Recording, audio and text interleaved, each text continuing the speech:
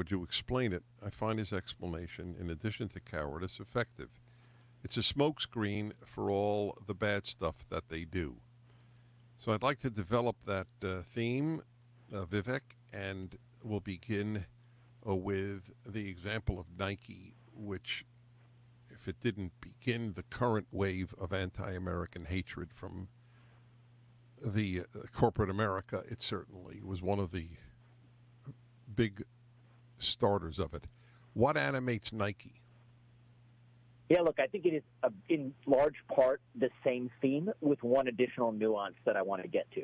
The same theme is that they're using woke smoke to cover up their actual business practices. Because I'll tell you, Dennis, it is a lot easier to verbally criticize slavery 250 years ago than it is to reduce your reliance on slavery today. And I will tell you, they source their shoes from slave labor in Asia to sell $250 sneakers to black kids in the inner city who can't afford to buy books for school, all in the name of serving black communities and donating tens of millions of dollars to Black Lives Matter, a Marxist organization that professes to care about black lives while calling for the decimation of the nuclear family structure.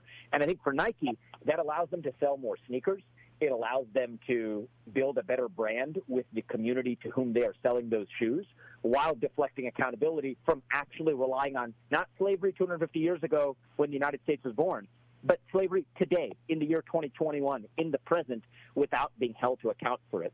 And there's two more dimensions to this on Nike, where they criticize the United States to no end, but they do not say a peep about true human rights atrocities in China, where you have over 1 million Uyghurs in concentration camps, subject to forced sterilization and communist indoctrination. And Nike CEO John Donahoe goes earlier this summer to China and says, "We are a brand of China and for China." Those are his words, not mine. But I also think that in some ways consumers in the United States, yet in order to be, what would Nike say? They're saying the consumers demand this for us. So if we're to evaluate that argument, I think there's some truth to it, if I'm being honest.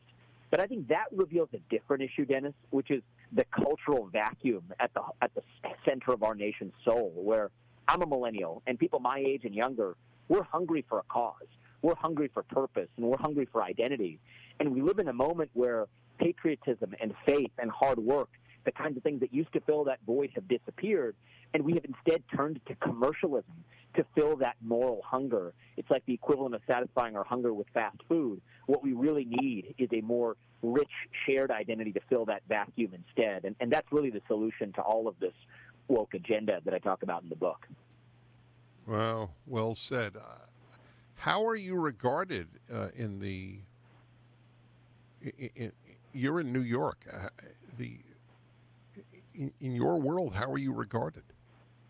Well, I live in Ohio now. It's where I was born and raised, and it's where we moved back to raise a family a couple of years ago because I knew I didn't want to do that in New York. I know I'm something of a traitor to my class, right? I mean, I wasn't born into elite America, but I've lived in it for the last 15 years or so. I went to Harvard, went to Yale. I've worked in elite hedge funds at a pretty young age. I founded a multi-billion-dollar company that I led as CEO in the biotech world. And this is not what you're supposed to do. You're supposed to shut up and play along. You're supposed to go to fancy ski towns on a private jet to preach about the racially disparate impact of climate change or whatever it is you do in Davos on a given day. And, I think that I'm viewed as a little bit of a defector from that class. That being said, though, I think a lot of people share my perspectives. I was on a call last week with one of the most prominent venture capitalists in Silicon Valley who said that he was, I would have never guessed him saying this because he's a very prominent person.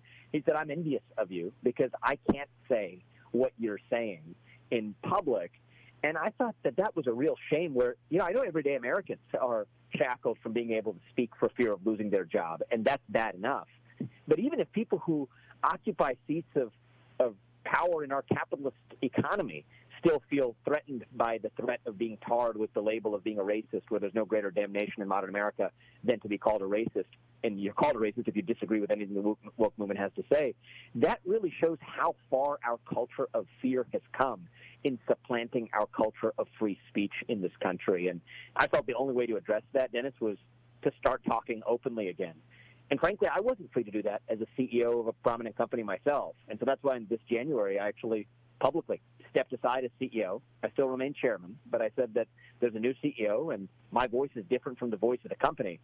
But now I'm going to speak, and I'm going to speak in an unrestrained way. And that was part of my mission in writing this book. Is to Why can't this talking openly. Why can't this man you spoke to speak out?